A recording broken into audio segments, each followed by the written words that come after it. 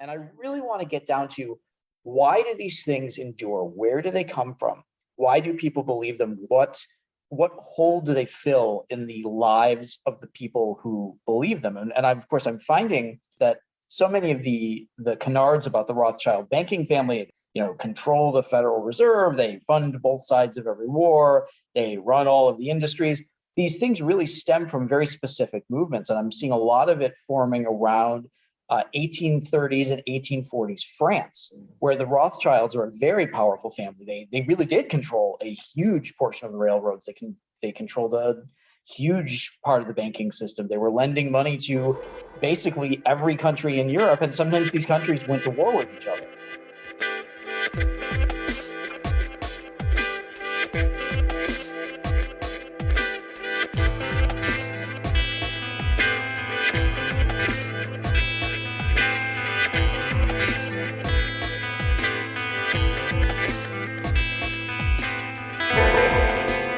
Chris, and I am a game designer and data scientist. This is Kayla, and I am a television writer. And both of us are podcast hosts here on Cult or Just Weird. Welcome. Hey. Well, welcome to the audience, not to you. Oh. Do you like how efficient we were with that, though? That was like, boom, done with the snippet. Here's who we are. The show is starting.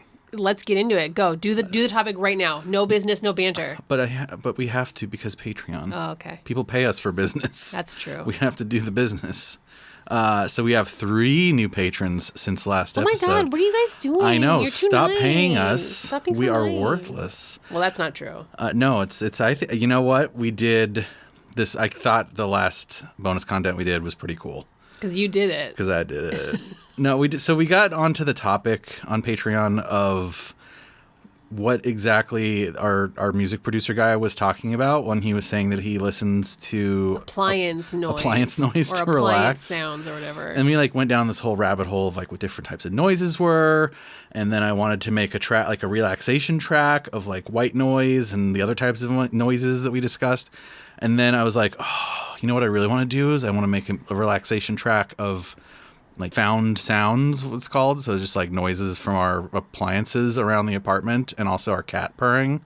So that's our latest bonus. I know, and you tried to get the one cat, and he was all like, no. I tried to get the podcast god. Yeah. He has a terrible purr. It's just not very loud.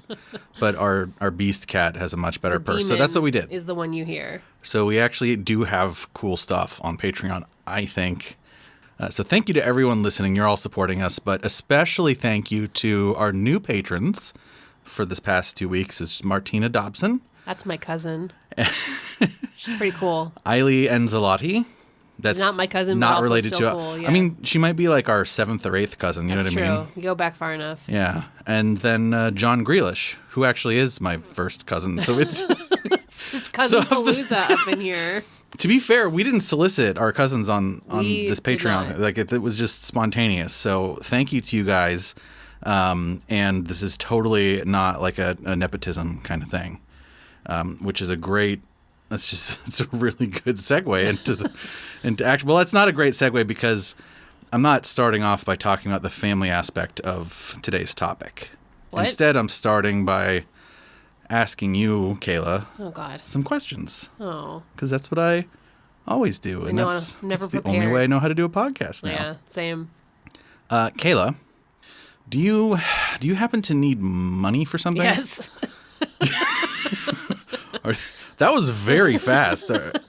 Are you reading the script with me? No, but I need money. You need money? Okay. Why do you need money? Look around, my man. Well, I mean, do you have a specific thing in mind that a big purchase? No. Oh, okay. I just want to not be sad and stressed out about the fact that groceries used to cost $100 for the week and now cost $200 for the week. Oh, okay. So groceries. It's more of a general thing. What about a big purchase though? If you had to buy a car or something, you needed a new car, what would you do? I guess we do need a new car, don't we? Yeah, and let's say we do kind of. And we do need a new car. Luckily we said, okay, so new donation level, give us a car. Buy us a car. If you need to buy a car though, what are you going to do? How are you going to buy that car? I mean, should I answer for real or should I? I don't know. I don't know what you're faking. Okay. Like, you're going to steal it? I don't understand. No, I have a lot of money anxiety. So Okay. if I had to buy a car, I would go to the man in my life and I would say, "Dear Chris, Okay, so this is close enough, what do I I guess. do?" But what I Pretend I didn't exist and I wasn't managing your finances. okay, well then I would go. Which is just the most Okay. sexist thing that we still No, it participate in. literally is, and it's because I have money anxiety, and so I made the man do all the money things. I don't want to. But what if I were less of a sexist pig? Yeah. What I would do is I would look at my monthly budget and I would figure out, okay, I can, I have this much money I can play with in terms of a new car payment, and then I would go to like CarMax and Hold on, can we drill into the thing you just said about Yeah. car payment? Why do you need to make a car payment? So you don't have enough cash right now is what you're saying. You don't have the cash flow for a car. Therefore you need a loan? yeah, So you I'd go to CarMax and get a loan. So you go to CarMax and get a loan. I think the bank actually finances that loan. Yeah, but fuck banks. But okay, good. We'll get to that. Credit unions, baby. What would you think if you were like, I don't know, you say you've done loans is kind of the big thing that I'm getting at here. Yeah, I was Have you I was ever a student borrowed- loan person.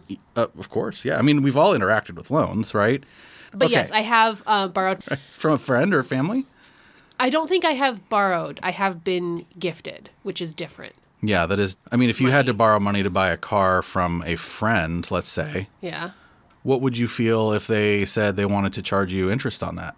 My friend? Yeah. Do you feel different about that than like the bank charging you interest or the credit card company charging you a lot of interest? I wouldn't like it. I gotta say, it's, Yeah. Even if I felt like that was a reasonable, like they were, that was their right to ask Mm-hmm. for that, I wouldn't like it.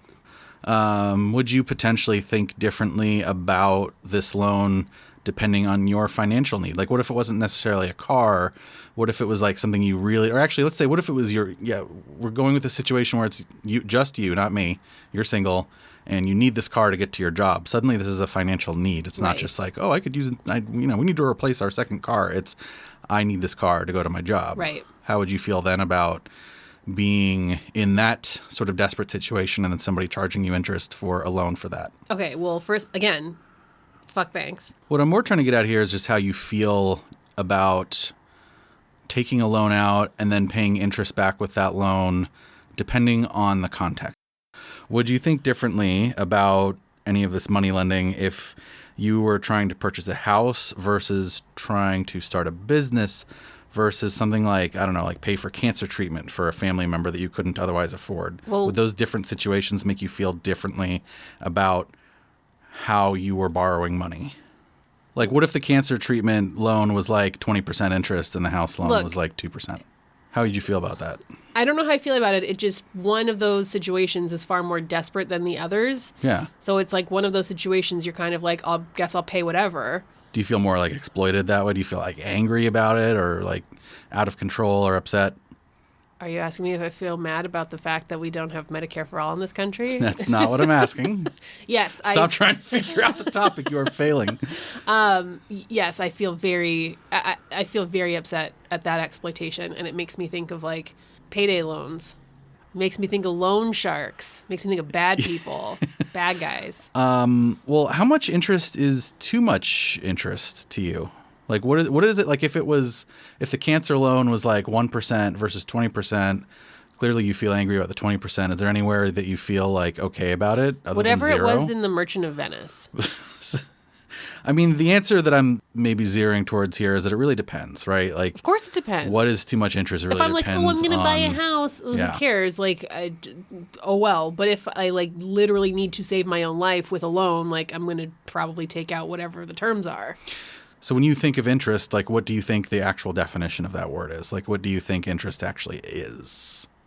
And it's just the monies that they charge you for not having paid the loan back. Well, or It's how they make their money from you borrowing money from them. yeah, that's exactly right. So if you think of a loan as a product that you are purchasing, the interest is basically the price for that product, right? The same way that you can like buy a piece of gum for a nickel, or you can pay for a Netflix subscription, for God knows what it is right now, but it's a price for that product. Everybody's finding out how financially illiterate I am in this episode because of my money anxiety. Real quick, what if you put yourself, though, in the shoes of the lender now instead? What if you lent a friend $5,000 to start a business? Okay. Interest-free. And then, like, you see them next week and they've purchased a pair of expensive shoes. Ooh, see, I can't get into this. And then they splurge for the expensive wine at lunch. This is an episode of Seinfeld. And then when you ask how the business is going, they say, oh, it's coming along. It's a little slow at the moment, but, we're just setting things up. These things take time, So How does that make you feel? I don't like it, but my belief is that, and I'm assuming we're talking about good friends here. If you're lending that kind of money to a friend, it's not a loan. It's a gift that you hope gets paid back. I don't think I would lend a friend $5,000 and 100% expect it to be paid back to me. I mean, that's something that differs depending on who you ask, right? But the thing that I'm trying to illustrate there is that it kind of feels differently depending on which side of the equation that you're on too, right? Do I keep giving you the wrong answers? Yeah, basically. Yeah, you're going like way off. Sorry. Way off tangent. It feels different, though, depending if you're on the other side. And there's legitimate reasons why you might be on the other side. Like, you might have access to more free cash flow right now than a friend might. And they might have just, like, a really brilliant business idea. And once you lend them money, all of a sudden your motivations change. And, you start looking at things differently. Like, I described a situation that's, like, totally like a Seinfeld episode and is annoying. It is a Seinfeld episode. Right. But point is, you can actually be on both sides of these equations. And it kind of changes how you feel about the situation. Sure, of course. How do you feel about student loans? Do you really want to get into this? No, just how do you feel about them? I feel like it sounds like you have an emotionally charged opinion about they're it. exploitive as hell. Okay. What about mortgages? I don't know enough about mortgages. I think that payday loans? I'm going to get out of here with that. Loan sharks? I'm going to break their knees. What about when we watch The Sopranos and they do like really crazy high interest money lending there? I don't like it. What I hope we're illustrating here is that money lending, and by extension interest, is a very emotionally charged subject. Money lending can actually really cut to the core of some of our deepest emotional centers as human beings because it is inextricably linked to our sense of fairness, justice, and many times our very survival. And it's a complex topic, or at least somewhat obtuse to those of us that aren't as mathematically inclined. Me. Or don't have financial training. Me. A lot of us. We already gave the quick answer as to what interest is, right? It's the price of a loan. Just again, like you pay for a pack of gum or a streaming service subscription, loan interest is what you pay for the loan. And it depends on a lot of factors. It depends on risk. So in other words, you are going to want to charge a higher price to someone who is at more risk for not paying you back, essentially in exchange for that risk. It also depends on the opportunity cost. So what that means is if there's like a bunch of other people, if there's a bunch of other banks out there that you could also take a loan from, then I'm not going to be able to charge as much interest for my loan because I have competition, right? And it also depends on things like power dynamics, which probably don't have to explain that one. We kind of talked a little bit about that with like somebody that has money, you don't have money, and somebody needs a cancer treatment. All of a sudden there's like a power dynamic there, or somebody is more privileged than you. Right. There's a power dynamic there. So it depends on that kind of stuff too. On top of all of that, it also historically has depended on your ethno-religious background. Ooh. Religions, at least the Western big three monotheistic religions with which I am familiar, traditionally have actually had a lot to say about whether, and in some cases specifically whom or how much you could charge interest to. Are you familiar with the term usury? Is that how you pronounce it? I believe so. Yeah. Usury. Doesn't it just mean money lending? Sort of. Or being a bank? Kind of, yeah. So I like Wikipedia's definition best because it gives some context for a word. Isn't it a sin? That is actually very context dependent. We'll get to that. And the fact that it's very context dependent is like kind of also why I opened with all those questions to you about money lending, was to kind of get at like how context dependent it can be. So let me quote here from Wikipedia. Usury is the practice of making unethical or immoral monetary loans that unfairly enrich the lender. And this is just me saying this, not Wikipedia, but notice how many like it depends words there are in there. Sure. Unethical, immoral, unfairly. Wikipedia goes on to say, The term may be used in a moral sense, condemning taking advantage of others' misfortunes, or in a legal sense, where an interest rate is charged in excess of the maximum rate that is allowed by law. A loan may be considered usurious because of excessive or abusive interest rates or other factors defined by the laws of a state. Someone who practices a usury can be called a usurer, but in modern colloquial English may be called a loan shark. A loan shark. In many historical societies, including ancient Christian, Jewish, and Islamic societies, usury meant charging interest of any kind and was considered wrong or was made illegal. That's what I'm thinking about. End quote. So basically usury, it's very context dependent, right? Like you might mean, oh, you're being a loan shark. You're charging me like 30% interest because I'm desperate and I have no one else to turn to or whatever. Or in some cases, it might mean like you're charging any interest at all, and especially in historical cases. Right. So the Wikipedia article then goes on to talk about some specific definitions and prohibitions of usury across a variety of cultures and religions. So if I say usury now, does that word feel sort of like inherently unethical to you at this point? Well, again, it sounds like a sin. Yeah, well, a lot of historical leaders, including names you might know, actually also would agree with you. They really did not care for it. Ooh, who? Name drop. If you're familiar with the Roman thinker Cato the Elder? No? Nope. Okay.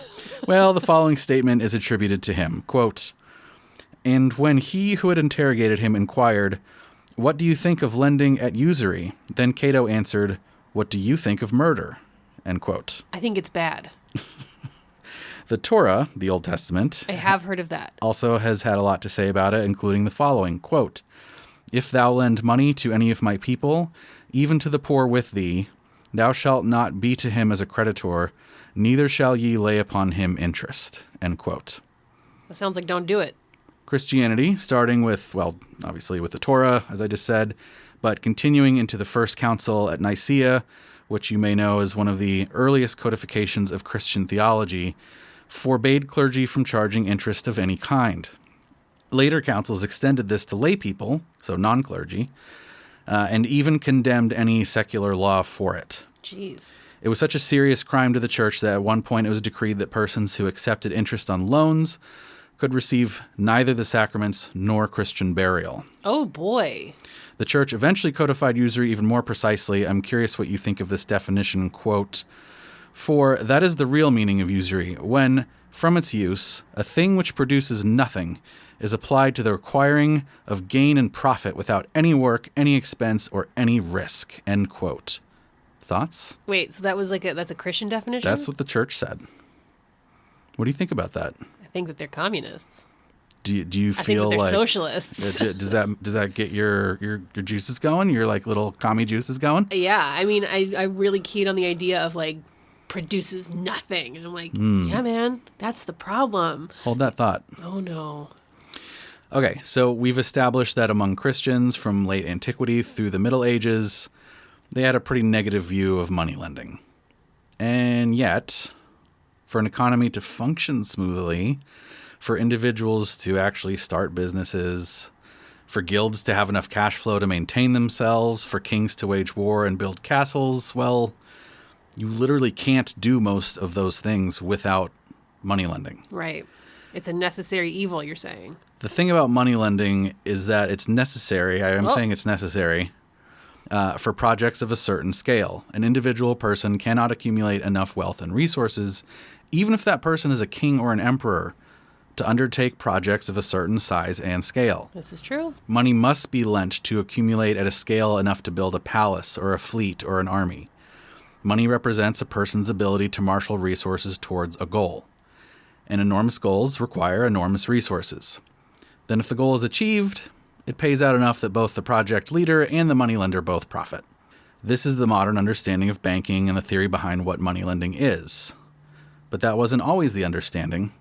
Now, Christians could, of course, lend money, they just couldn't charge interest for it.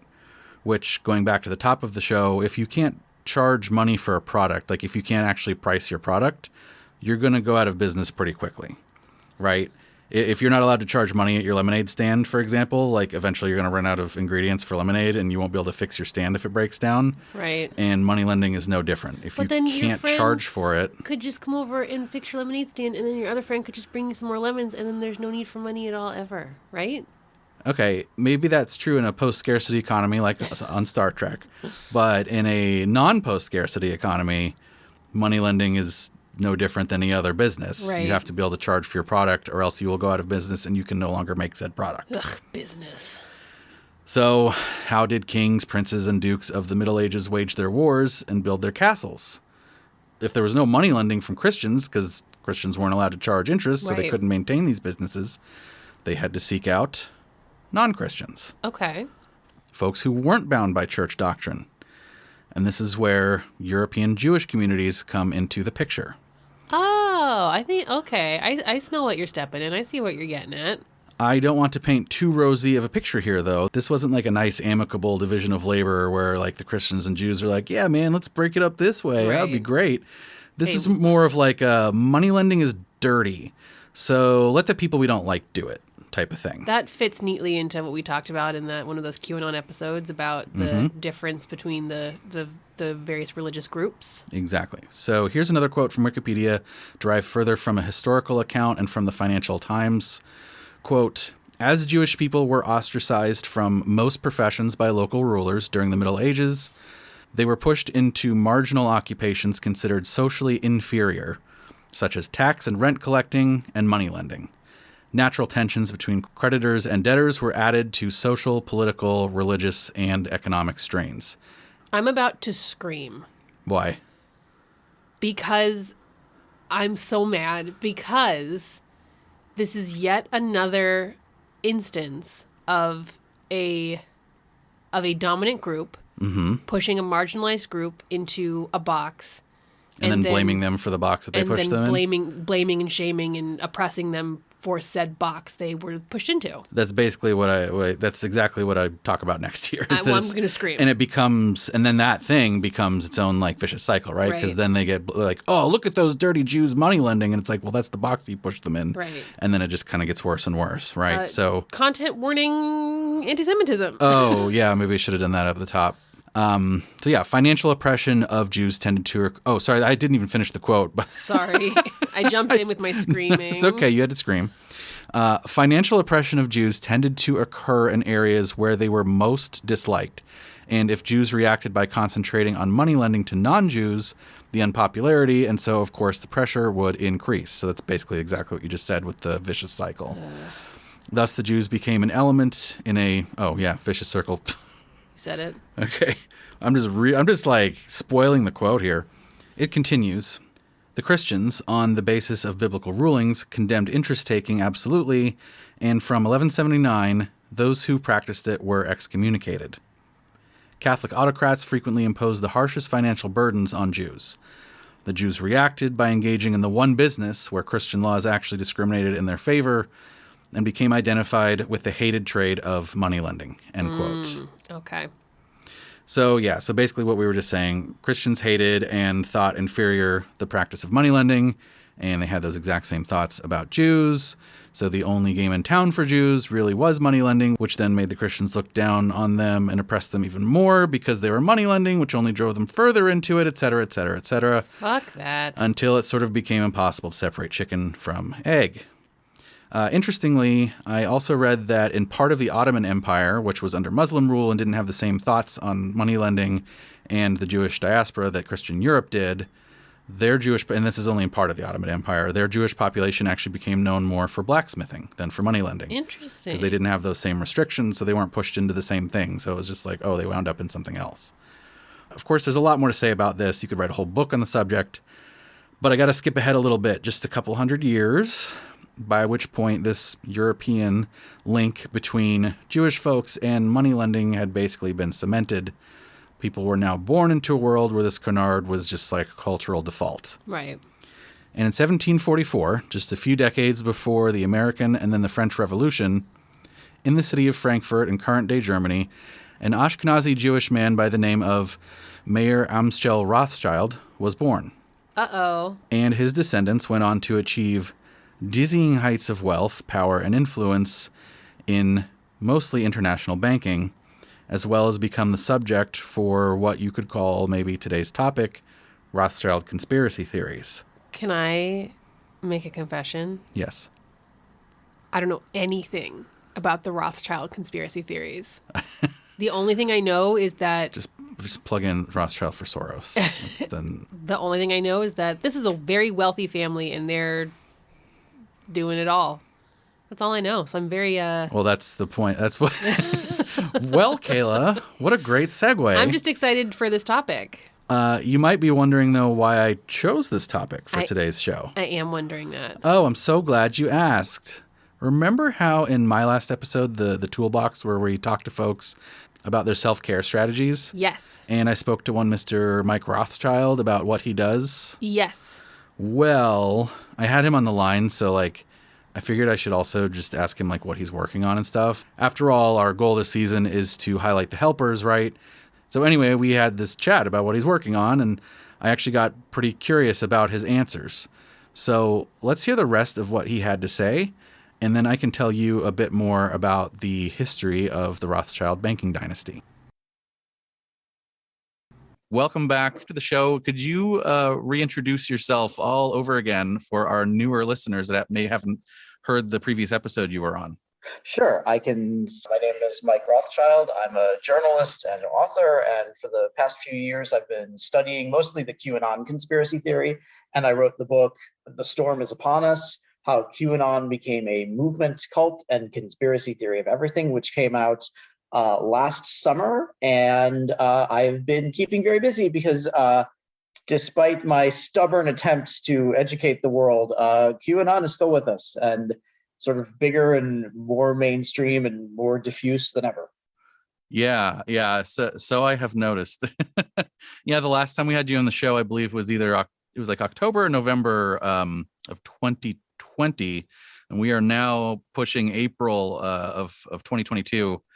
How has QAnon changed since then? Not that this is just sort of an aside, I guess, because I mostly want to talk to you about you today, but want to kind of get your feel on what's been going on for the past, what would that be, year and a half now? Year and a half, yeah. Well, Q has not made a post since December of 2020. The last Q drop is a dead link to a YouTube video that no longer exists, which I think is just the perfect ending for QAnon to be last ever statement. It's not even there anymore. Right. And then the last drop, I think before that was an American flag. I mean, very low effort, just trying to keep people on the hook kind of stuff. But as we've seen, the most likely suspect behind the bulk of the Q drops on 8kun, of course, is Ron Watkins, who is now a budding politician running for office in Arizona, refashioned himself into an election fraud expert and a wizard at hacking Dominion voting machines. He is none of those things. He meme magicked himself into being retweeted by Donald Trump almost half a dozen times. So Ron is out there. All of the big Q promoters are still out there. There's even newer Q promoters who have taken it off into really bizarre directions. But the movement itself really doesn't rely on a lot of the iconography that we talked about or that I wrote about in the book, the catchphrases and the hashtags. You're not really finding as much of that anymore. You're seeing a real effort to distance themselves from QAnon as an organized movement. They even say there is Q, there are Anons, there is no QAnon. Basically saying that entire term is made up by the media. Of course, that's not true at all. We have rebranded. You can go back to the very beginning of Q and see people using that term.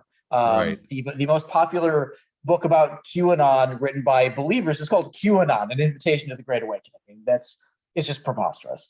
But their mythology has become much more mainstream, much more palatable to the down-the-middle Republican who maybe doesn't quite think that Hillary Clinton eats babies, but sure, COVID is a hoax and Joe Biden's not really the president, and cancel culture is coming for all of us, and they won't let you read Dr. Seuss or eat meat, and men are winning women's sports and all this other nonsense. So the tenets of Q really are kind of everywhere. even as the branding behind Q has really started to disappear. Yeah. What's interesting about that is following you and several other good researchers on social media, and also the research we did ourselves when we did our QAnon episodes. One of our big themes for those episodes was, hey, this isn't new. Like, this is stuff that's been around. It's a different flavor. It's a different face of a phenomenon that's been around for a long time. And it kind of feels like we're in sort of the next phase of that. Like, it's kind of like changed its face again, not really gone away. It just looks different. Would you sort of characterize that as what's happened over the past like year-ish? Yeah, I definitely would. And QAnon really excels at that, at taking things that have already been out in the conspiracy world and really repurposing them. One of the reasons I wanted to write the book was to strip away the social media veneer of what QAnon was doing and get down to those component parts, some of which are decades or centuries old, things going all the way back to the blood libel of the 12th century, to anti-globalist and anti-rich conspiracy theories of the 18th and 19th century, anti-Masonic stuff, anti-Catholic stuff, anti-Semitic stuff. I mean, that's all the DNA of QAnon. So it's so durable because it's made up of things that are durable. Mm-hmm. Yeah, I like DNA. That's a good way of that's a good metaphor. I like that. So one of the things that Kayla and I are have been sort of struggling with as we do the show and as we've done more episodes is that it does kind of feel like there's almost like this never ending, like waterfall of, how do I put this lightly? Fecal matter. I don't know. You know what I mean? Like there's this never ending garbage. Deluge of either QAnon to anti-vax to, I mean, there's just so much of like the sort of the grift culture out there right now. It feels overwhelming. And so what we wanted to do with this season was kind of like take a little bit of a step back and be like, all right, I know it's funny to dunk on some of these, weird groups and whatnot all the time. Like, that's cool. But maybe it would be better for us, for our audience, and for everyone if we just focused a little bit more on people that are doing good, people that are helping, people that are researching these phenomena, but also working in other fields that are helping.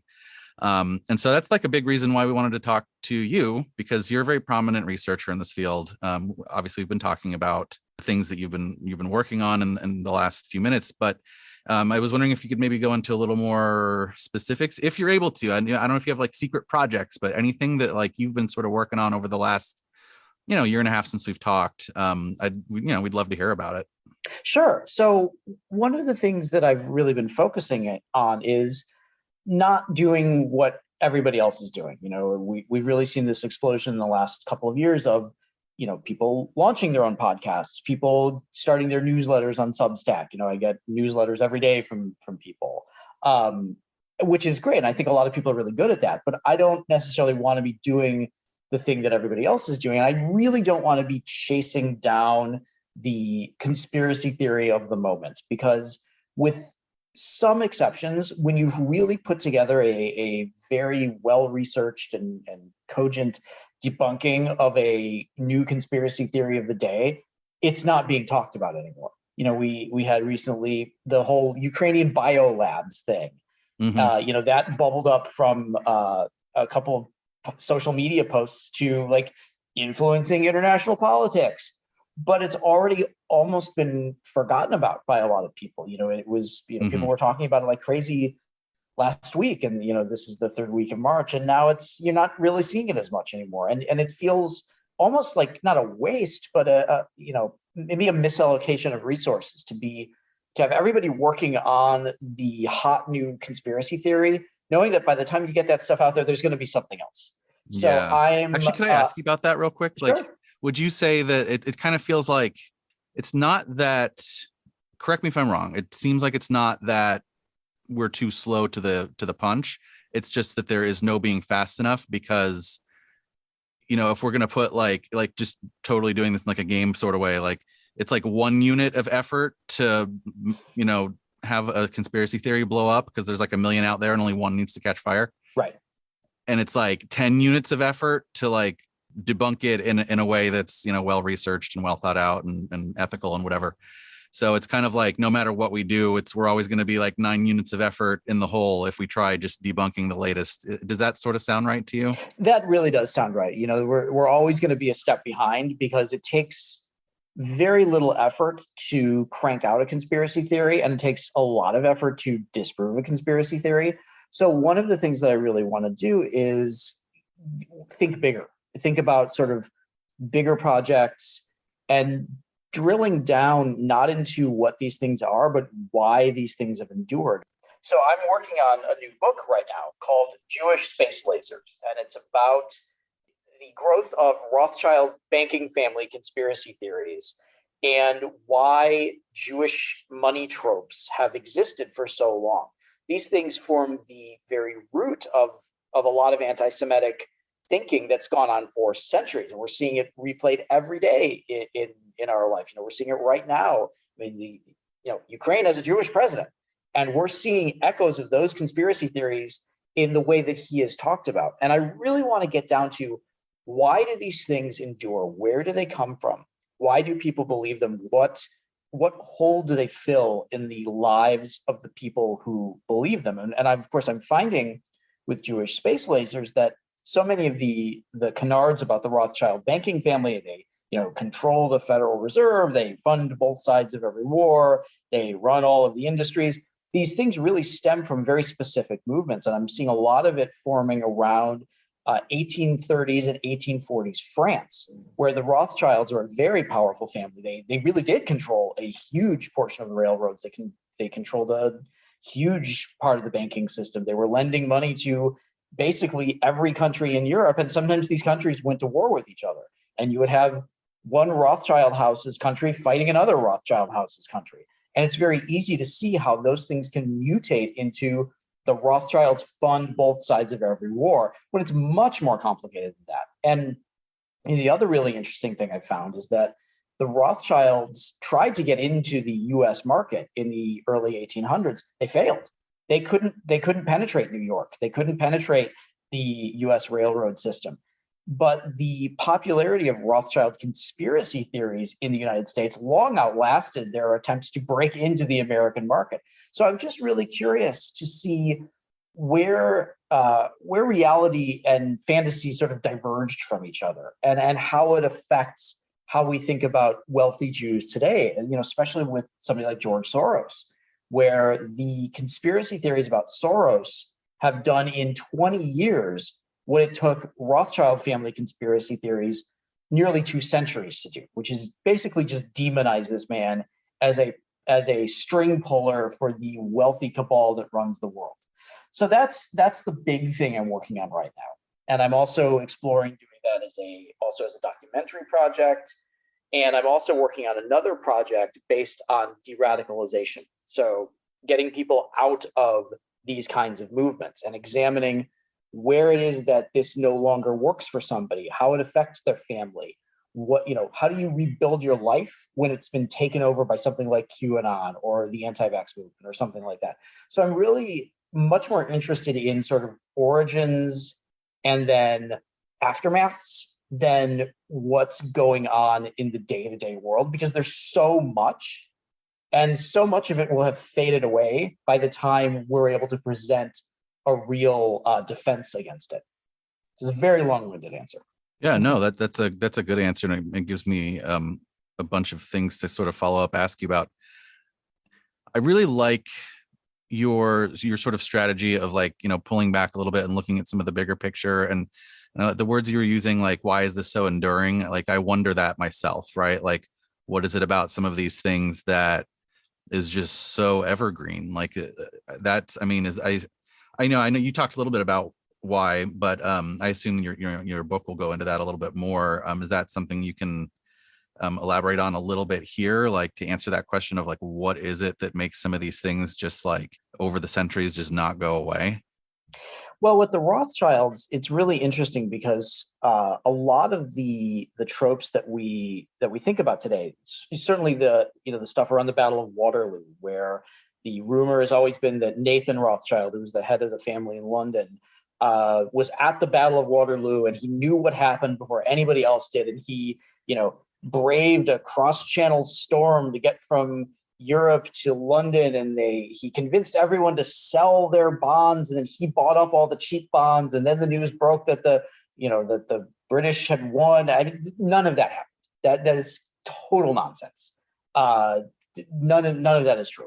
But it's an extremely enduring myth, to the point where a century later, the Nazis were using it in their propaganda films to whip up hatred against the Jews in general.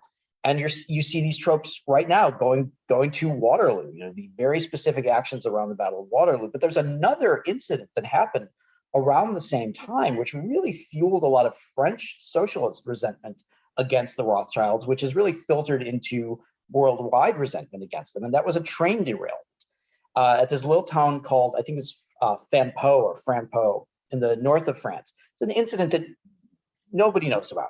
There's not even an English language Wikipedia page for this, but a Rothschild-owned train derailed and a bunch of people died. And this incident was written about by this French anti-Semite working under the pen name of Satan. And this guy combined the Waterloo canard with the train derailment and turned it into this broadside against Nathan Rothschild. Actually, James Rothschild, who's the head of the family in France. He called him King of the Jews. And he went into this whole thing about how cheap they were and how shoddy their railroads are and how greedy they are and how evil they are. This pamphlet was so popular that it touched off what are called the pamphlet wars in Paris in the 1840s. So you had response pamphlets written and then responses to those response pamphlets written. But it was all based in a couple of things that were very much on the mind of the French at the time. The reaction to the defeat at Waterloo and Napoleon's exile and all of that, but also with this idea that the Rothschilds were just too rich and too powerful. And so you had a turning of public sentiment around Europe against the family, which was very satirical, very kind of gently poking fun of them, the way a lot of people would think about somebody like Jeff Bezos today. You'll pass around an Instagram picture of Jeff Bezos wearing, leather pants that are too tight. You'll make fun of him for that. Mm-hmm. But that moment, that series of pamphlets really was the time when the criticism of the Rothschild went from sort of gentle satire to full-on anti-Semitism. And we've really never gone back from that. And it's only gotten worse. But these pamphlets and these primary source documents are so obscure that they aren't even translated into English. I'm actually having to get my own translation done of a couple of these pamphlets because they've just been forgotten about. And I would guarantee that the vast majority of people spreading Rothschild conspiracy theories have never heard of any of this stuff. But right. its DNA is there right now in the stuff being passed around places like 4chan, Reddit, Twitter, right now, that it's all the same thing. It's just got a very murky history. Right. That's really fascinating. I love how deep you're going into the history and sort of the primary sources, and sort of going back to the what makes this enduring. What are one thing that we may have talked about by now, depending on where this episode airs, is the idea of sort of tropes within conspiracy theories, and that as a way to sort of help combat that effort ratio problem that we talked about, right? If the only way to combat the scale of the disinformation is to address it as tropes that you can sort of rule of thumb, you can pretty much dismiss or identify at least.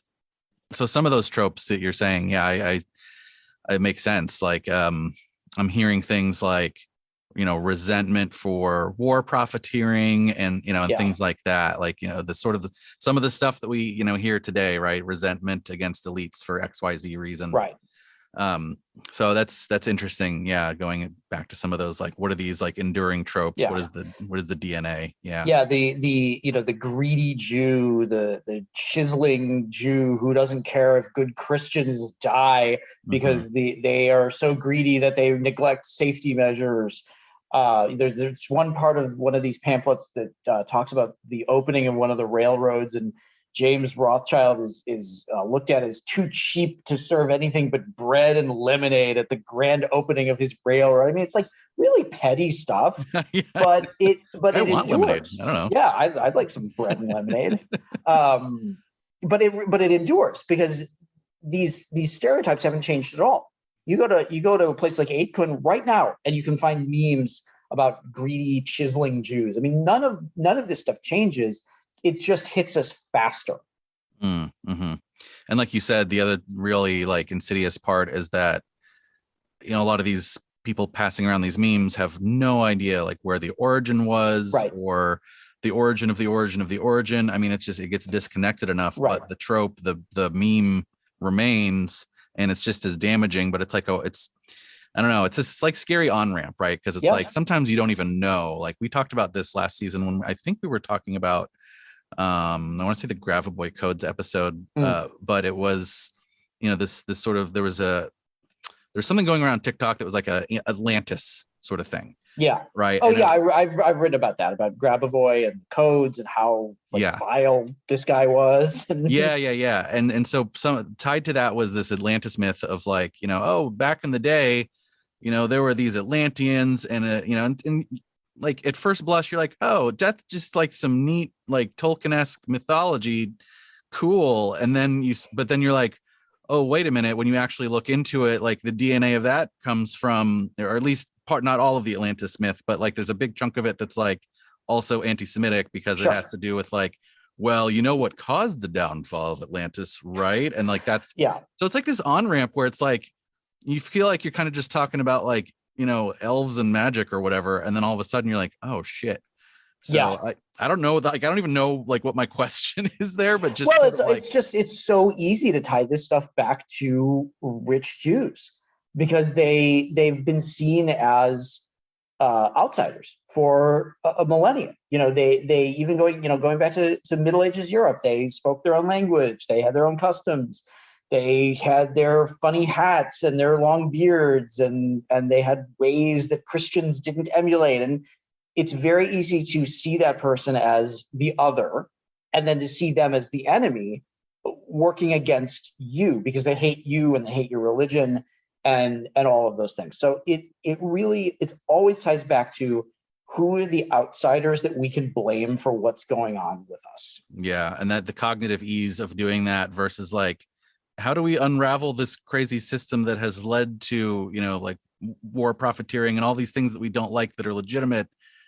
It's much easier to just say, what if we just ostracize, or worse, you know, these people that look different? It's much easier cognitively to do that than it is to, you know, actually think about unraveling some of these systems. Right. And we saw the exact same thing with the early stages of COVID. You know, it was, you know, there's a reason why so many people on the far right were throwing around these anti-Asian slurs.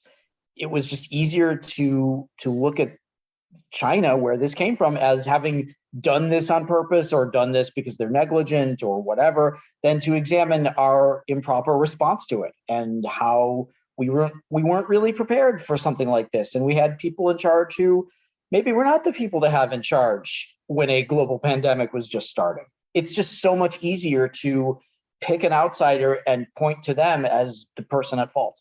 Right. Well, I'm really looking forward to your new book. I love the title. Yeah. I know you kind of have to be a little bit online, or at least unfortunately know who Marjorie Taylor Greene is to you want to talk about the title real quick? Or? Sure. So that title Jewish Space Laser stems from a Facebook post of hers in 2018, you know, when she was just an internet troll, not a politician. Arguably, I think she's still an internet troll and not a politician. And also a politician, right? and she also happens to occasionally go to Congress, not and get fined. But she posted on Facebook about how the head of PG&E, Pacific Gas and Electric, was also a member of the Rothschild family, and that they were behind the forest fires that were going on in California then, using their directed energy weapons in space, because you could tell from the exact patterns of where the fire was going that no fire could ever behave that way naturally. It had to be set, you know, by the wealthy Kabbalists, and who's a wealthy Kabbalist more than the Rothschilds? I mean, it's just totally bonkers. But of course, she was not the only person who was saying this. The directed energy weapon conspiracy theory is a really popular one.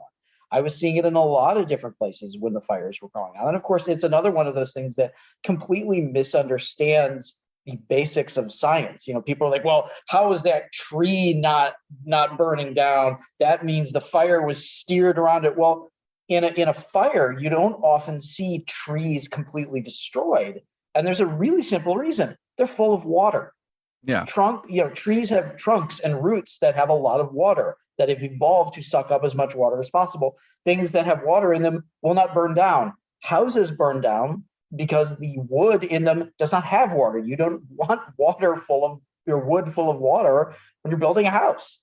It's just like basic science stuff. It's the same with those videos that crop up every year of, why won't the snow melt when I put my lighter up to it? It's because it's got, nanopolymer chemicals in it sprayed on us through the chemtrails.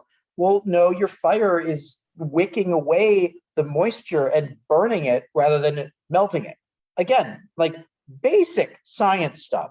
But that's not what conspiracy theorists want to talk about. They want to talk about nanopolymers and weather weapons. And so here we are.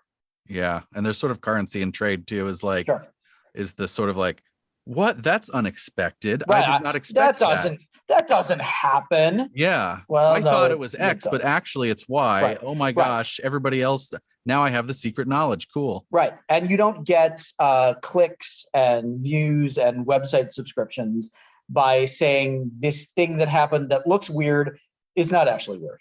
It's just science. The mundane is never as fun. Mundane stuff engaging. does not get clicks. Yep. Yeah. Well, that's it for me today. If you have anything else you want to add or plug or talk about or anything, now's the time. Sure. You can still get my book on QAnon, The Storm is Upon Us. Hardcover, ebook, audiobook, all that good stuff. You can find me on Twitter at Rothschild MD. I'll have hopefully some more announcements coming soon about other stuff I'm working on. So I'm out there and I'm not that hard to find. All right. Thanks for coming back on the show, Mike. Absolutely. I'm happy to. Appreciate it. Okay. So first of all, I really like interviewing Mike because there's very little editing. Like he doesn't ever go like, or stuff. Like he's a very good speaker. He's like a really good speaker. And I swear I'm not just trying to be like, oh, our guest is so good. But like literally like editing him was real easy. So I just wanted to mention that here. Thanks, Mike. Also wanted to mention that we interviewed him. This interview is from late March, so that's why there was some discussion about like the Ukraine biolabs conspiracy, which was not current events about. At the time. What is that? We don't have time. I muted a lot of things on Twitter, so I'm less in the know have than I gotten used it. There to was be. just some conspiracy that there were like biolabs in Ukraine, and that's really why Russia was invading, was to like shut down these biolabs, and it was just it like COVID related? I don't know. I didn't look into it enough. Mind. What are you doing, man? Stop right now. We're here to talk about the Rothschilds and get to it. Yeah. Well, I mean, first of all, great interview.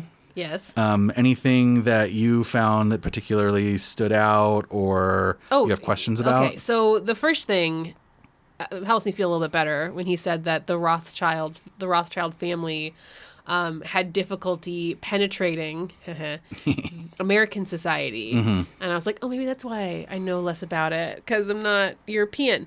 But I thought that was interesting because I didn't know that. I don't think I even knew that the Rothschilds were European. I didn't know much about them either. They were like Carnegies or something. Or Rockefellers. So Rockefellers and Carnegies they were American, like dynastic, wealthy families. I just assumed Rothschilds were like that, except in Europe. And actually, one of the things that, just as an aside, I think one of their family members at one point lamented that they should have done more to try to build their wealth and build their empire in America. Mm-hmm. And it was like, oh, that was one of our big mistakes. We didn't do that. So I bet there were some other mistakes as well. I'm sure there were. I don't like wealthy people. But the other thing that I thought was really interesting was when you two were talking about the fact that because it was such a dynastic family with so much wealth amassed, countries would come to them and borrow from them. So like the English would come and borrow and the French would come and borrow, and then that would end up, those countries would end up using those finances to go to war with each other. And then that fueled conspiracy theories of, oh, the Rothschilds are orchestrating this and they're funding both sides of the war, which is a very unnuanced understanding of that system. Even, you can criticize people for funding wars, but that's clearly a conspiracy theory. It's interesting to me how that is still a conspiracy theory in play now with like the George Soroses of the world. Yeah, and I think nuanced is the right word to use there, because actually they did fund wars. Right. And they did fund wars because they were so spread out across Europe, and we'll get to that. But they did fund, in many cases, opposite sides of wars. Right. But what they didn't do is orchestrate the wars. That's the Right. thing. That's sort of the leap that didn't really happen. But I get why a conspiracy-minded person might make that leap, because you say like, oh, well, they're war profiteering, so of course they orchestrated it. I mean, I personally would get into that kind of conspiracy theory with like our current government. Sure. Where it's like, ooh, I mean, like you don't have to look that far to go back to the Bush administration. Mm-hmm. And what's his face? What's the guy? What's the company that made all the money off of the war? Oh, Halliburton? Yeah. Well, look at Halliburton. Perhaps, yes, but It's very easy to get into conspiracy theory land with I that don't- because yeah. war profiteers Right, are right. not fake. Like those are real things. right. And I personally don't know enough about Halliburton to speak to that too much, but I know a little bit about just the Rothschild stuff from doing this research and Right. talking to Mike. If you want a little bit of an antidote for that, I do. at least with banking, which is what the Rothschilds were into, you actually do prefer stability and peace to Right. conflict and war. Right. It's more generally it's more lucrative to have nations Right. be at peace than at war. Right. That being said, once they go to war, if the government that you are working with, which these banks were, and we'll get to this too, were sort of like heavily entwined with their governments. Like that's what you do. Like the banks lend money to the government so they Sure. can spend it on wars. That was kind of what was going on. So if that helps you kind of break that little like, of course they would orchestrate it. They want to go to war. Well, it's actually probably more profitable for them to not be at war. So if that helps. That does help.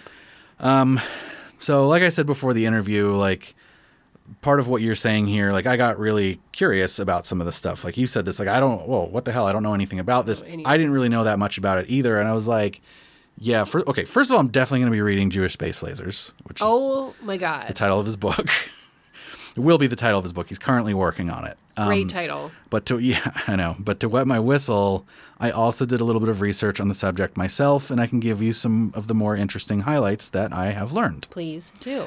So first things first, Mike definitely has his work cut out for him. Oh no. It's one of the things about, well, actually, if he focuses mostly on the conspiracies surrounding Rothschild family, I think he might be all right. Okay. But one of the things about the Rothschild family, and I think this definitely contributes to the fertility of conspiracy ground around them, is that they are very discreet. Okay. They are very, you might even say, non-transparent, and they've historically always been that way. In fact, here's a quote from Mike himself. He actually just did another interview like a week or two ago with the Jewish Telegraphic Agency. And a couple weeks ago, as of the time of this writing, which is, we're doing this, we're recording this on May 28th. So this is him replying to a question they asked him, did you reach out to the Rothschild family? And he says, quote, I tried to when starting working on the book. I reached out to a bunch of different members of the family, and they don't discuss this. And he's talking about the conspiracy theories. Sure. They don't talk about it. They don't write about it. There's nothing even in their archives about it. I talked to someone at the Rothschild family archives in London. She told me they don't want to put themselves in the position of proving a negative. You know what? Good for them. I agree. If they come out and say, well, we don't have $500 trillion, we didn't fund both sides of every war, they can't prove that they didn't. Again, the people who make these accusations have to prove that they did. That's how proof works. That's my aside. But that's not how this stuff works in popular culture. So rather than having to prove it's not true, they just don't discuss it. I really hate siding with billionaires. Well, they're not all billionaires anymore, if that makes you feel any better. Now, this makes total sense to me, right? But as we've discussed on the show before, privacy is very easily conflated with secrecy and with nefariousness. Right. Right? The context we've mentioned in before is like when private email servers become public, like with the Podesta emails being the prime example there, right? Or when Barbara Streisand says, don't take pictures of my house. Right. So again, you get this conflation of privacy with like trying to hold something back and being secret about it, right? What are you trying to hide? If they have nothing to hide, why are they being so private? Right. So I think that this sort of nature of the Rothschilds contributes. And it's been true historically of the family as well.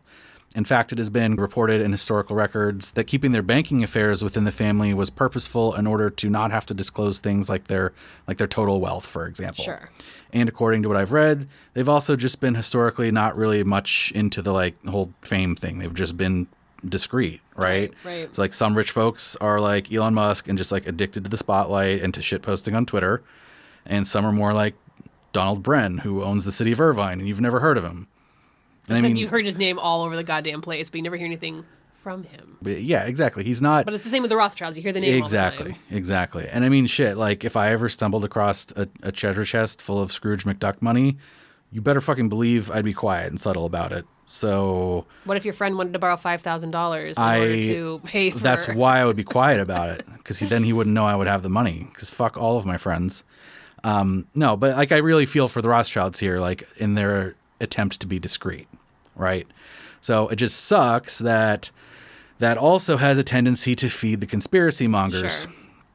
Anyway, the reason I bring all this up before talking about the rest of the stuff is that, well, there's not that much literature on them as one might expect given their wealth, influence, and accomplishments. But wait, what accomplishments? What do they do? Here's the quick and dirty version. What is their thing? Yeah, have they done anything good? Can you say they did a good thing? Well, it depends, Kayla. Like, this is okay. First of all, like, there's a bunch of things that I'll go into here that are just like, ooh, cool, they did that. But like, understand that the fact that they make money off of banking is already them doing something. Lending money is doing something, and that's part of what I was like. And then what do they do? They go out to dinner? I don't know. What do you do with your money? I'm not a billionaire. It doesn't matter. The point is, like, they make money banking. That's already doing something. You make money writing. That's doing something. I make money. Actually, right now I don't make money because I'm currently fun employed. But no, you gotta make money off the podcast from our patrons. Thank you very much, Patreon. But even if the rest of the podcast, I said nothing. This is it. This is the end of the podcast. They were still very successful bankers, which means that they provided money lending to people who needed it in exchange for their interest. Right? Yes. What do they do with their wealth that doesn't go back into the business? They are into a lot of different things, which we will get to that. Okay. So before the interview, I mentioned the birth of Mayer Amschel Rothschild in Frankfurt in 1744. Mayer developed a finance company out of the money-changing business his father ran. Then, Mayer did the thing that really set the Rothschilds light years apart from everyone else. He successfully turned his business into a dynasty, and I mean that with like a capital D. It's like Logan Roy's wet dream on steroids for those of you who watch Succession. And if you're not, go. And if you're not, go watch Succession now and then come back to the stop listening. Anyway, now, for everyone who's back from watching Succession, first of all, it had been traditionally very difficult for court factors, which is a new term I learned, that basically meant the court Jewish person who handled finances for the nobility.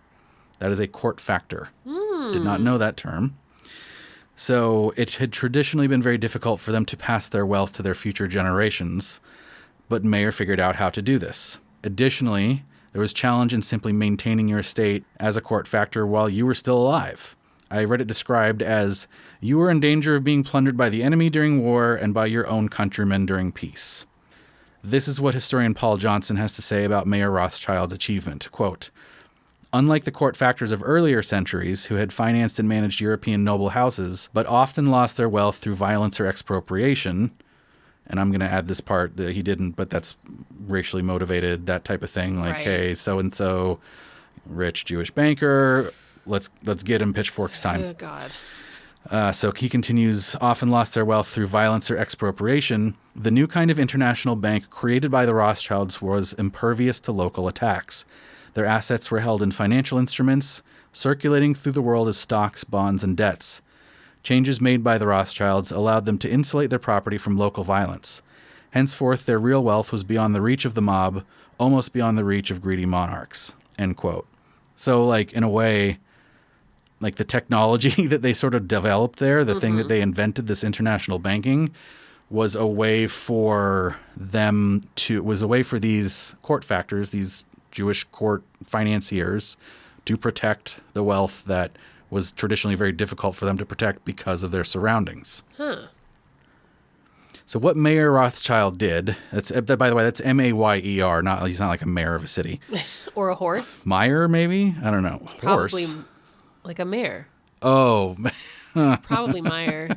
Meyer? I'll try to say Meyer, yeah, because he was German. What Mayer Rothschild did was not just to like idly pass his wealth to his 5 sons, like, here you go, here's the money I made, here it is, but rather to send them to 5 of Europe's most important cities and then reinvest the family fortune into building separate banking empires in each. I'm having a hard time not enjoying that.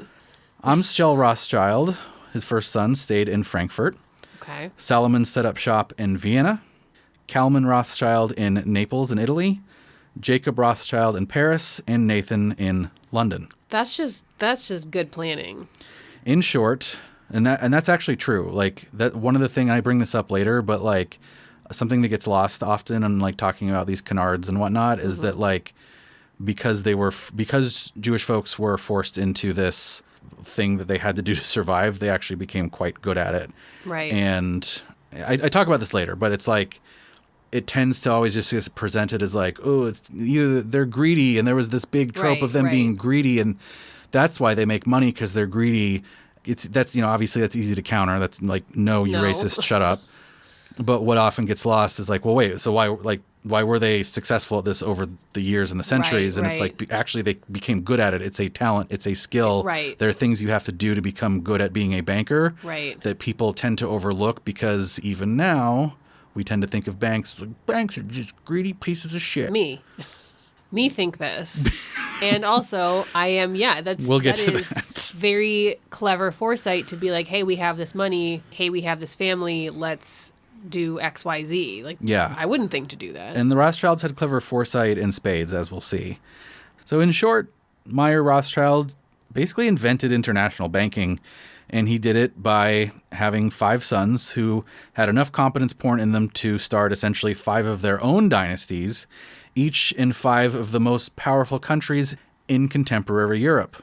So when we were talking before about like, financing wars across Europe, like this is kind of where this comes from, is that each of these banking empires was run by like one of the Rothschild sons and their descendants. And then, when the Napoleonic Wars happened and Austria and France were like, yo, we need money, and England was like, yo, we need money, these were the people they were asking money from, because that's who was there. Like those were the biggest, most successful banks at the time. And so that's who ended up lending that money. And it's like, wars are weird, man. It's like the Civil War here, like brother against brother, right? Like that's not uncommon. It's just at this scale, it makes you think of like nefarious sort of like string pulling, right? Which is another canard. Yeah. Ugh. So earlier I mentioned that the Rothschilds liked to keep things in the family, if you recall. Remember, as a part of like the privacy and discretion strategy. And also, to be fair, that was because they wanted to keep their enormous fortune within the family as well. But this strategy was so important that Mayer, now firmly the patriarch of the wealthiest private family in Europe, actually arranged a lot of marriages. So just like the royalty at the time, even to first or second cousins within the Rothschild family. Note that this had basically ended by like the end of the 1800s, when the family was sort of past its zenith of power. But I thought it was really curious that they did that same thing that royalty did with marrying within the family. Of these 5 branches of Mayer Rothschild's family, Nathan's London branch is probably the most accomplished. Although when you're talking about these guys, it's also kind of like giving gold medals at the Olympics, right? Like somebody's able to swim like a fingernail width faster than the next guy. Like they're all pretty successful, obviously. But the accomplishments of that London branch are like things you've heard of. Tell me. Several of them are pretty colonialist things, unfortunately, but we are talking about Europe in the mid-1800s, so that's like the water in which we swim during that time. So under the leadership of Nathan's son Lionel, so we have Mayer Rothschild, he had those 5 kids.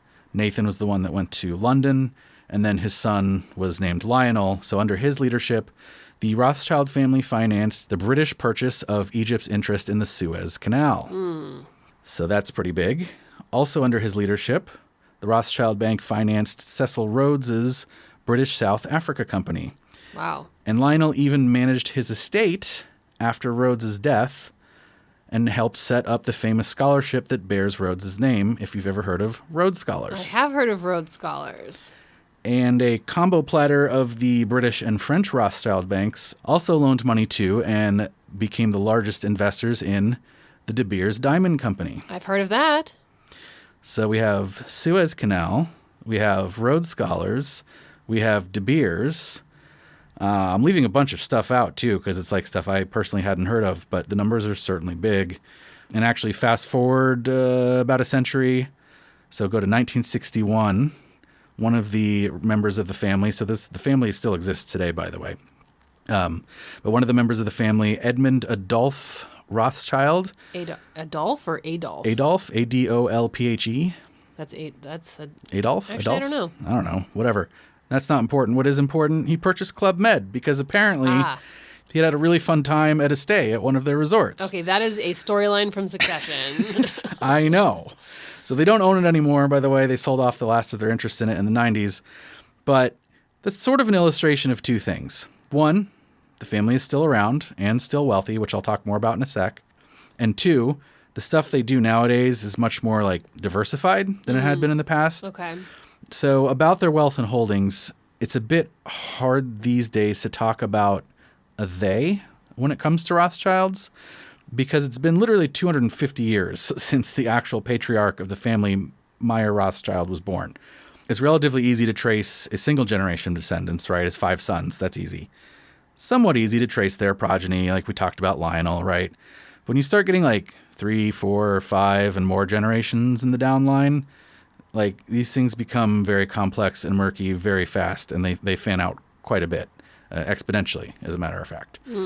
So these days there are like, I don't know, 100, like actually, not I don't know, nobody knows because it's been so long and that's how genealogy works, but there's probably hundreds of descendants that can trace some lineage to Meyer Rothschild and his kids, but it's literally impossible to determine who all of them are exactly because, again, that's how genealogy works. Now, that's not to say there's nothing that's named Rothschild anymore. There are definitely some companies and holdings that are held by family members, but those interest holdings are diluted by a lot of non-family anyway. Right. And everything used to be like all in the family, and now it's like, oh, a Rothschild runs this company type of thing.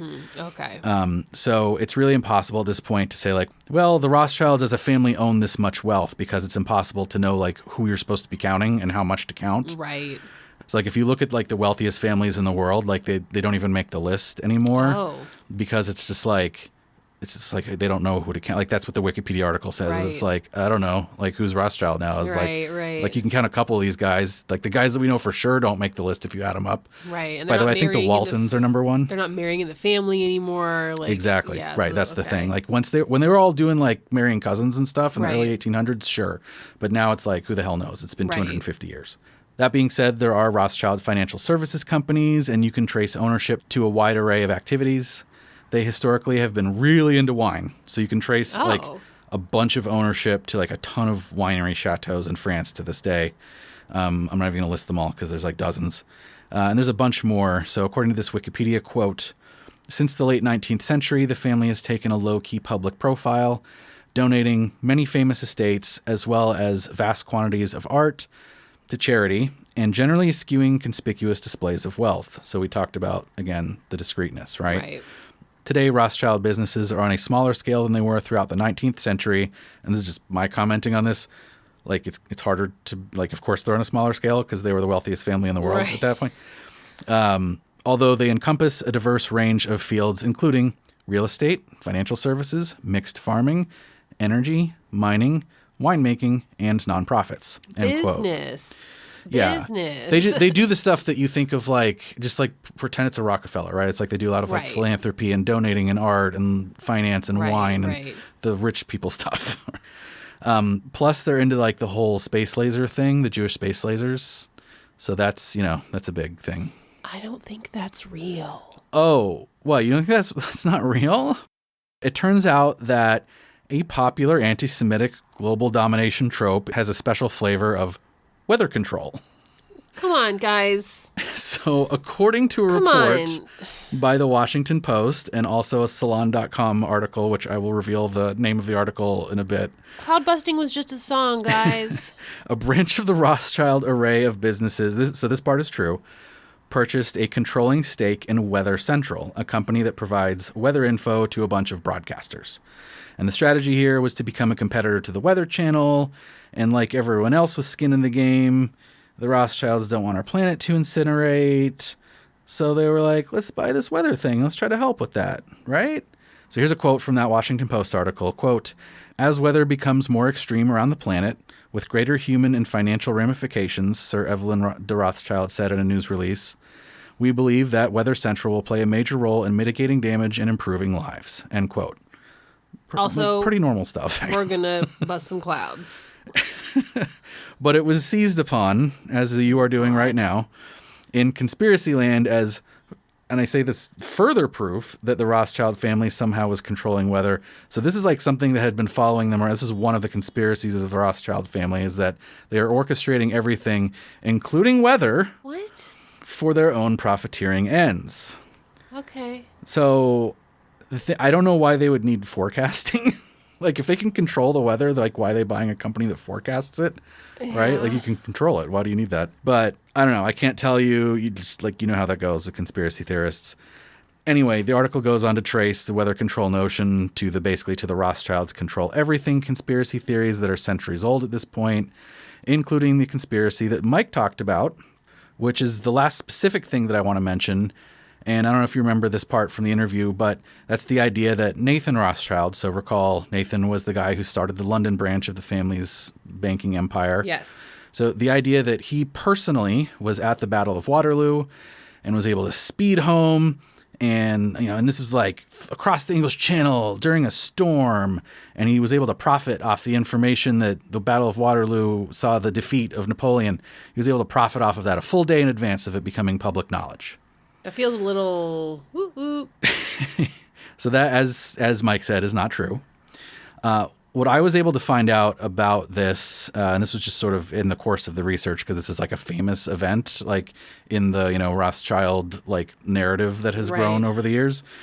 And this is via the Oxford Dictionary of National Biography. And I'm saying that source because, one, it probably should be a pretty good source. But also like this weird thing of like maybe a grain of salt even here should be taken, maybe taken with anything Rothschild, because I also read that some misinformation about them actually like gets codified into pretty reliable sources like dictionaries. I think it has since been purged, but I just want to say like I'm not 100, like normally Oxford Dictionary of National Biography I'd be like, oh yeah, for sure, this is good. But here I'm like, okay, 99.9% sure this is good info. The dictionary is fake news is what you're saying. I think it's good at this point. That's what I'll say. All right, so according to them, Nathan Rothschild, via what they call a network of family agents, was in fact able to learn about the Waterloo victory ahead of the public. But he wasn't there. Like, he wasn't personally at the Battle of Waterloo. Okay. This was more like he learned about it through like an information network faster than most people did. And rich people have certain privileges, right? They're connected. Well, we'll get to that. I mean, that's speculation on my part as well. But anyway, the article continues on. But rather than going out and making a big stock market play, this isn't a direct quote from, I'm paraphrasing here, but you know, the thought is that, oh, he sped across the English Channel, made this huge stock market or bond play or whatever ahead of the news, and then like profited off the war again. Oh, so. Actually, what it turns out is that when he learned this info, he actually took it immediately to the British government, whereupon it then became public knowledge. Oh, okay. Well, that's a little different. Then, later, long after Waterloo, Nathan was able to make some savvy predictions about the direction that the bond market would take in Britain over the next couple years as a result of this war having been resolved. That's a whole different story. Which years... like, I think 2 or 3 years later, came to fruition and made him a lot of money. Now, like I said, like, even this may have some, I'm not sure of, like, I'm like 99.9% sure, you guys.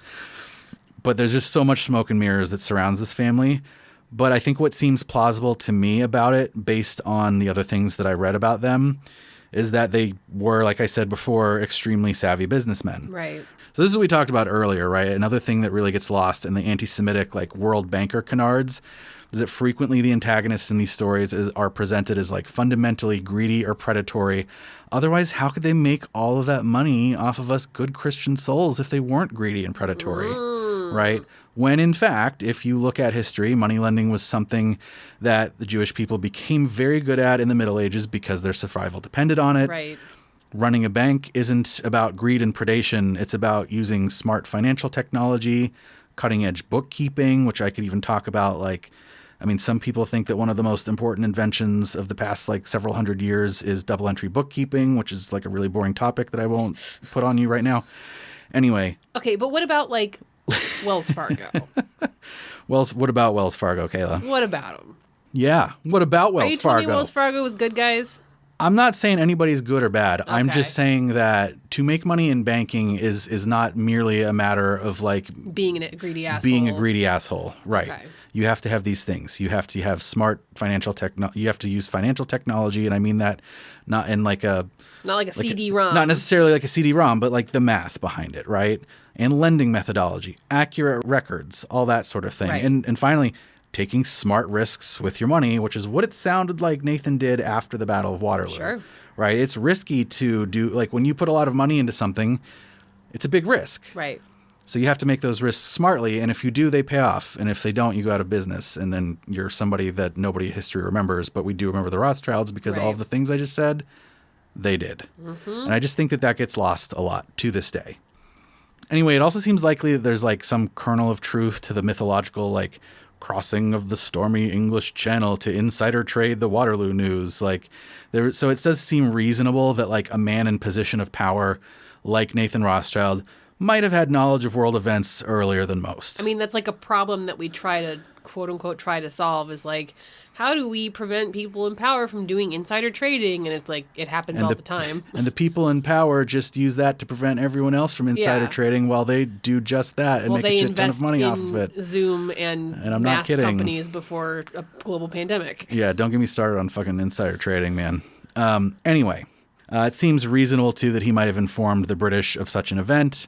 After all, we talked about this, but his bank branch was helping to fund. Actually, I think he was specifically helping to fund Lord Wellington's military expeditions in the Napoleonic Wars. Oh. Not like he worked with him directly instead of the British government. I wasn't super clear on that. It was kind of confusing. Like, everything with this is super confusing. Sure. But anyway, it seems reasonable that he would learn about it early and that he would tell the British government. That seems reasonable to me. Anyway, the Rothschild family began to decline in the latter half of the 1800s, and by World War I, their system of 5 banks being helmed by one of the 5 descendants of Meyer Rothschild was basically gone, thanks to a variety of factors that I won't go into all here. A few notable events for the non-London branches of the family. The French Rothschild Bank was nationalized in the 1980s by the socialist-leaning French government at the time. But I didn't go into this I didn't, like, research this too much, but basically they just, like, restarted from scratch. There was like, you took our bank, I guess we'll start a new one, like, with nothing. I mean, not with nothing, but, like, you know, a few $100,000, which to them is nothing. And I guess that it's, like, one of the biggest private banks in Europe again now. Oh, interesting. Okay. So, like, again, competence porn. The Neapolitan, which means from Naples, so, like, the Naples branch, the Italian branch, they didn't survive Italian unification in the late 1800s. They were actually one of the first branches to kind of, like, decline. Once the unification happened, long story short, they had to sell off all their holdings and basically close up shop. The Vienna branch didn't survive the Nazis. That makes sense. But generally speaking, the family has weathered the... Yeah, there's, like, a whole thing I didn't get into here, but, like, they have, like, a lot of estates and art, and the Nazis looted it. And post-World War II, there was, like, I think the governments of those countries, like, tried to return a lot of their stuff, but, like, I don't know how much of it got returned. Sure. Like, I'm skipping a lot here. Well, that's because there's got to be some stuff left for the book. Right. You guys are just going to have to read Mike's book. So, yeah, the Vienna branch didn't survive the Nazis, but generally speaking, the family has weathered the centuries pretty well, considering their holdings and, like, the size of their family tree that we mentioned earlier. They're still around, right? And it's just, I don't know, it's interesting because the Rothschilds just kind of feel like this sort of, like, microcosm or avatar or lightning rod for like our Western culture's tropes about the Jewish people in general. Right. We have like a bias originated in medieval Europe about Jewish bankers and, and banking. And the Rothschilds are like at the center of that and like did that very successfully and invented international banking. And it's like kind of hard to tell like what's chicken and egg with them, right? Like, was it like, were they a part of that bias, that societal sort of like, well, they came out of that, or are they contributing to it, or both? And they have been extremely successful despite, or maybe even because in some cases, of the hardships they faced. And they're survivors, still going strong today. And they're at the center of anti-Semitic canards that unfortunately all Jewish people face. And, like your average Jewish person isn't a wealthy international banker. So the point is, it's just interesting to me that they seem like this sort of like, I don't know, microcosm, like of like a whole lot of things, that a whole lot of canards and a whole lot of like biases and tropes that Jewish people face in our culture. Right. So this comes back to the question that I pondered with Mike. What makes some of these tropes so durable that they've been around for hundreds of years? I mean, like the usurious Jew canard was around for hundreds of years before the Rothschilds even came on the historical scene. So what is it? And I think my answer for this, and this is just me, maybe curious to see what you think, but I think it's a combination of like two things. And Mike brought up a couple of these. Certainly he brought up this first one, is the Jewish diaspora means that Jewish communities are consistently outsiders in Christendom. So like you always have this out, as Christians, as Christian Europeans, you always have this group to point at, and to blame problems on. Right. So you have that, and you combine that with sort of like how I tried to illustrate at the top of the episode. Money lending is like inherently like very emotional and very power dynamic oriented. Right. And so you combine these two things. You have this like bit of a powder keg of conspiracy fuel, right? You have an easy target of outsiders, and you have a gun full of like, I am angry at XYZ power dynamic because of, money stuff, whether that be mismanagement of your own financial affairs that's causing that anger, or anger at Lockheed Martin making a buck off building missiles. I have anger at that. Or just plain bad luck. I think it's that combination of that sort of like emotional powder keg of, the flow of money. Right. With the outsider diaspora of the Jewish people, that is sort of at the heart of it, for at least for this particular international banking cabal canard that the Rothschilds have unfortunately become a mascot for. Right. Are you ready for criteria? Oh, we're doing that? Yeah. Let's do it. Because I haven't done criteria yet this year. You haven't done criteria yet this year. You've done it twice. I did? I did it twice? Yeah, for the T, and then didn't you just, what was the one you just did? No idea. Oh, corporate culture. Corporate culture. Thank you. We didn't? Nope. So we've only done criteria once? Yep. Oh man, that's messed up. That's Criteria why people me. come to the show. Let's do it. It's like you said, though. It's a little weird. What's the cult? Is it the Rothschilds or is it? No, I think it's the conspiracy theory. Okay. It's a little weird because it's like the conspiracy theory is more of like a feature or a trope than an actual cult. It's not like QAnon where it's like there's like a group and they believe things. It's like this is a belief that things like QAnon take on. So there's no like the anti-Rothschild club or whatever. It's just like a conspiracy narrative that other groups pick up from the conspiracy buffet. Right. But let's give it a whirl anyway. Okay. Charismatic leader. I don't know who is at the forefront of saying the Rothschilds are bad, and it seems to be one of those things where it's a little bit emergent. Well, there was that pamphlet writer There's the pamphlet writer that Mike talked about, but like, yeah, I think it's just one of the, certainly like, because the conspiracy is sort of just, it's another iteration of like anti-Semitic canards. It's like it predates the Rothschilds anyway. So, and it's like, who knows who the first person was to think to like blame Jews for stuff, Right. So I think it's low on charismatic leader. Expected harm. I don't think we need to go into how high that was. I didn't talk about this very much, but Rothschilds were, the Nazis, actually Mike mentioned this, that the Nazis blamed them. They used them as like a blame stick. Sure. During their campaigns. Fucking sucks. There was actually like a trio of propaganda films that that were produced, and one of them was like specifically about the Rothschilds. Anyway, I don't think I needed to mention that to know that this is extremely harmful. Right. Presence of ritual. Conspiracy theories, man. Right? Ritual. I think passing down canards is a ritualistic thing. I agree. Yeah. And we talked about it a little bit with the QAnon episode where we discussed the like history of blood libel, and I feel like the passing down of those stories and that mythology is very ritualistic. Yeah, I agree. High on ritual. Niche within society. Not too many people even really know about the Rothschilds. See, but I feel like I disagree. I feel like maybe the Rothschild. No, I feel like if you went out onto the street and were like, those Rothschilds, I feel like people would know what you were talking about. And I feel like depends on the street. The canard of there being like a wealthy global cabal of rich money lending Jewish people, Jewish families, that's very well known. Right, that's true. And actually, like a lot of what we didn't talk about this either because we're trying to keep down on time.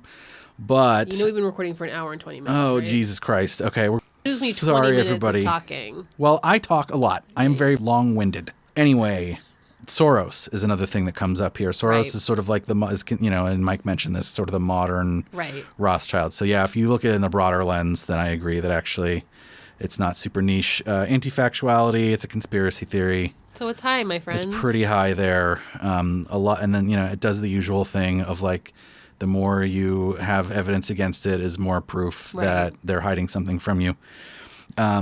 Life consumption. I think it can consume some people's lives. I didn't research that much. Like, honestly, part of this is like, I more just researched like the history of the Rothschild family. I guess where we're going to leave this one is I would need more information. I feel like if you connect this directly to something like QAnon, which, we've that line is very clear, then you could make the argument that like, wow, this really can take over somebody's life. It can, yeah. So, yeah. I kind of feel like for all of these, it's just like we need to wait for Mike's book because I think his book is going to talk more about the conspiracy stuff. Mike, put the criteria in your book. Yeah. Oh my God, we'd really hit the big time then. Dogmatic beliefs, we're right, everybody else is wrong. Hi. I guess high. In a conspiracy theory like that? Yeah, that's true. In a conspiracy land, you do kind of feel like you're against everyone. You have the special knowledge. Right, the special knowledge aspect. Yeah, chain of victims. I definitely think that this the aspect of passing it down. Right. Like you can create a whole new generation of victims by like passing these canards down. I don't think it does the same sort of like MLM pyramid scheme thing, but it's call that mid. And then the last one, which I do think we should add for this season. I think can we consider this added? Safe or unsafe exit? How safe is it to? We're doing it, baby. We talked about it on we talked about it on the second episode. I was like, I want to add this one. Let's add it. Okay, so is it safe or unsafe to exit the group? Being that this doesn't really have a group and it's more of just like a conspiracy trope, I would say this is maybe like NA.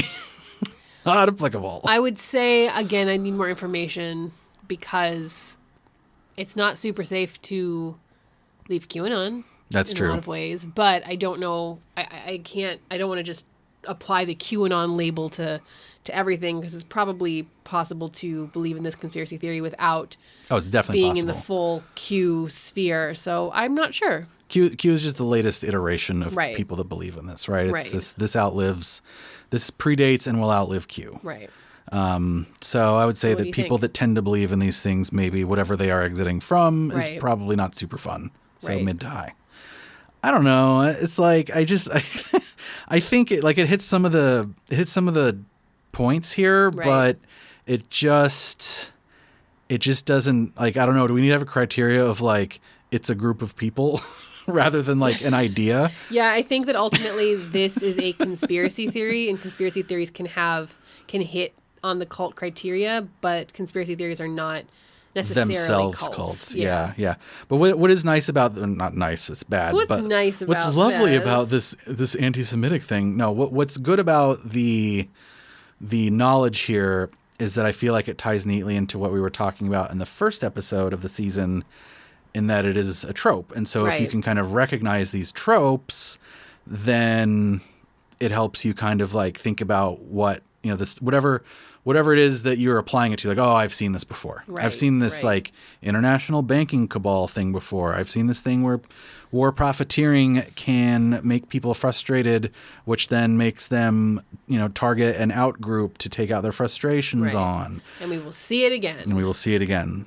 So sources, because sources are important. For this episode's research, I used Wikipedia, of course, Encyclopedia Britannica, Salon.com, and so here's the article title: Do Jewish Bankers Control the Weather? A Short History of This Dumb but Ugly Conspiracy Theory. And that, by the way, that follows the rule of thumb that if it's asking a question, the answer is no. No, Jewish bankers don't control the weather. Next source is Oxford Dictionary of National Biography, The Washington Post, Paul Salmon's Associates blog, Paul Salmon's. I'm not sure if I'm pronouncing that right, but I did look into them a little bit. They do a lot of good work. I encourage you to check out their website. AJC.org, that stands for the American Jewish Committee. I think I mentioned the Jewish Telegraphic Agency. And of course, our interview with Mike Rothschild, no family relation. And I very much look forward to when his Jewish Space Lasers book is published. As always, these links will be in the show notes, and please send me corrections and correct me where I may have been wrong or inaccurate, because this topic is extremely challenging, both in terms of how much potential for damage there is by covering it poorly, and also in terms of how difficult it is to actually isolate good nuggets of information about this family in particular. So I would love to hear about things that I got wrong, and I will absolutely issue corrections on the show. So Kayla, before we sign off, I kind of want to do a little self-reflection. All right. This is why I wanted to open the show with a discussion of how you and I might personally feel about the idea of banking and charging interest, because I found me questioning myself quite a bit when I was reading about some of the Rothschild canards. Specifically, I think that we have a bit of a blind spot on the liberal/left, especially further left, for these kinds of emotionally charged reactions to situations where we feel completely powerless. Are you directing this directly at me? Well, I mean, both of us, but but yes. I mean, certainly statements that we, made during this episode today about banks are evil and charging interest is evil. And how many times have you and I joked about oh, we should guillotine the billionaires? Every day. That joke hits me a little different, actually, after doing this research. So what you're saying is, won't somebody think of the billionaires? I mean, no, I think it is very fair to say, hey, man, it is important to not forget about the intersectionality of everything. Yeah. And if you engage in perpetuating anti-Semitic canards in your political leanings and your political viewpoints and your political talkings, it's that is a problem. That is problematic, to use our favorite word. I think it is the correct thing to do to remember that when you perpetuate stereotypes and prejudice and things like that, even if it's towards a quote unquote group that has more power than you, billionaires, you can also be doing harm to a group that has less power than you, marginalized groups, i.e. Jewish people in our society. Yeah, it kind of makes me think about I just think about the slippery slope, right? The on-ramping, Sure. If we're going to sit here and bust on, people that are oh, Atlantis, you are an anti-Semite, then I'm going to think this sort of the same. And and granted, that's a simplification. That's not what I think, but I'm going to bring the same scrutiny to this where I'm oh, maybe if he's thinking twice about how cool Atlantis is because it's dangerous, maybe we should also be thinking twice about how cool it is to like say guillotine the billionaires, because that is also like smuggling in Sure. some anti-Semitic potential canards there as well into our thinking, and that can be dangerous. And the only way to, I don't know, the only cure for this kind of stuff is constant vigilance, as we've said before. No, that's a good perspective. That's a good point, and I will be carrying that with me as I continue on in my day of being upset at wealthy people.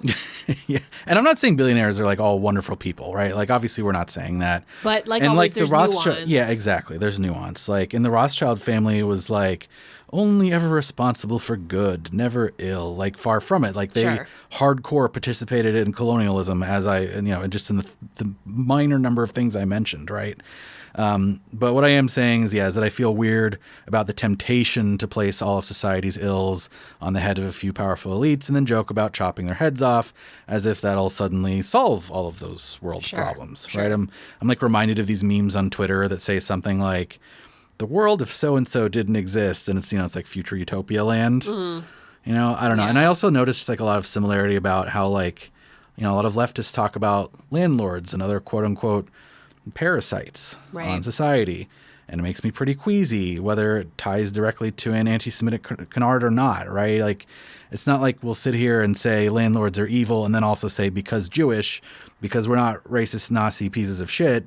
But like, I don't know, man, like how different is the all landlords are evil on-ramp from some of the other on-ramps we've talked about? It just makes me think a lot about if you've seen, there's a meme that I have seen shared by far left leftists and far right extreme rightists. And it is an image of a group of older looking suit wearing bearded men sitting around what looks to be like a board game table. Oh, I know the one you're talking about. Like a Monopoly table. And the board game table is on the backs of a group of hunched over men. And the words say something like, all we have to do is stand up and their little game is over. And it's really, it's unfortunate how easy it is for people on the left to look at that and go like, yeah, billionaires, yeah, the elites, yeah, if we just all, joined collectively together and stood up, their little game would end, without realizing that the origins of that meme are from far right anti-Semitic global cabal, literally what we've been talking about this episode, conspiracy theory. Right. And there's also like a tinge to some of this of like punish thine enemies, which is a little bit Q. Right. So it's it just makes me think like but it's weird because like I do, think that there's like a lot, I don't know. It's so hard because like you want to say like Jeff Bezos has too much money, but like you have to think about like, what does that mean? Like Jeff Bezos made a lot of money based on how we've structured our society and how we've structured our economy, and it rewards people that have these like shareholders and companies that become like insanely large. Right. And I think I don't know, this is like tangenting a little bit here, but like I think that this is part of why I'm more like pro-union than like pro-taxation. Not that I'm against taxation. Get out of here. Not that I'm against taxation, but like if I had to choose like whether to put that money in Uncle Sam's pocket or in the pocket of like all of the Amazon workers who like made that money, then like I think that that's actually better, right? Why like, not both? I know why not both, and I'm not saying like no taxes, zero taxes, but definitely like I'm not saying that. I'm just like, rather than be like take away his money down off with his head, like I'm more inclined to support the fact that like, why did he make that much money in the first place? Is it because there's a bunch of Amazon workers who make like jack shit and like should be sharing in the wealth that that company has created for society? Sure. Like we can both say like, hey, good job Amazon at providing a valuable Prime service to everybody. Good job Rothschilds at making like a really successful bank and being savvy financially. Can you share, please? I think that's fine. I'm not fully on the same page as you with that. I'm a little speculating as far as the tax thing. Sure. All I'm trying to say with that is like, I think that's why I veer like in my mind, unions are, I'm like rah unions on top and then like other things below that. Sure. I'm just saying I'm not fully on the same page as you with that. Gotcha. Which is fine. And obviously there's This is a very large conversation. I also just want to point out that I think it is important to remind ourselves that there are not widespread arguments of, yeah, let's just chop Jeff Bezos' head off and that'll solve all the problems. Like, there is also nuance in the arguments coming from the left as to how billionaires should or should not exist in society. So we also shouldn't fall down that slippery slope of totally painting that argument as unnuanced. Yeah, it shouldn't be like, hey, anti-Semitic canards exist, therefore billionaires are uncriticizable. Like, that's also wrong. So these are hard conversations to have, you guys. Very difficult. So I'll just say I hope you enjoyed this bit of history, and I hope, as always, you think about your blind spots and your own worldview where you might be applying some conspiratorial thinking and how that might place other human beings inadvertently in a crosshairs. And also buy Mike's book when it comes out. I'll do that. This is Chris. This is Kayla. And this has been Cult or Just Space Lasers. Billionaires? Oh, yeah, Space Lasers.